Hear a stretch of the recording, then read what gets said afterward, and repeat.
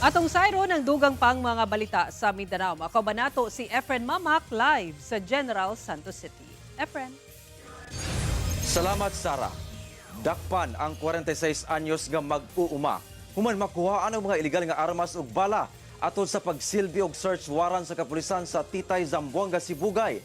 Kampanya batog loose firearms mas gipahugtan sa PNP. Ani ang report.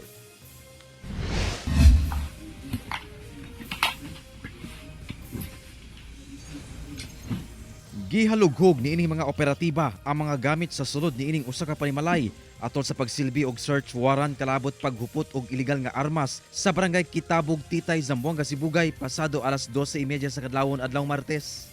Diyang napadpad na banda sa katre og gipang-alsa ang mga banig. Ha?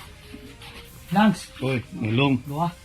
Mitambad ang mga tinaguang armas nga usa ka caliber 5.56 Colt AR-15 M16 rifle ug usa ka 9mm submachine gun. Matud sa Zamboanga Sibugay Police Provincial Office, atol sa operasyon, doon say mga na-recover nga klase-klaseng bala ug magazine sa maong mga klase sa armas. Pulos kini gipanag-iyahan sa 46 anyos nga lalaking mag-uuma nga gilayong giaresto. Matud pa, napalit kuno kini isip proteksyon sa pag-atiman og mga bibes sa basakan kaniadto. Yung mga gamit na nahuli natin sa kanya, ayun po yung protection po daw, yung sabi niya, protection nga noon. May farm pa siya ng bibi. So, hindi na siya na-registered, kaya yun, nag-expired na. Matud sa PNP, ang pagkasikop sa mong suspect resulta sa ilang intelligence report. Apan una kini gipahigayon, nagabiso na kinidaan sa suspect. Kahit po na ano natin siya yung upline sa talk, pero despite so, wala pa rin niya ni surrender. Hinuon matod sa PNP, wala kini kaso kalabot pagpatay. Posible kining magatubang og kasong may kalapasan sa RA 10591 kon Comprehensive Firearms and Ammunition Regulation Act.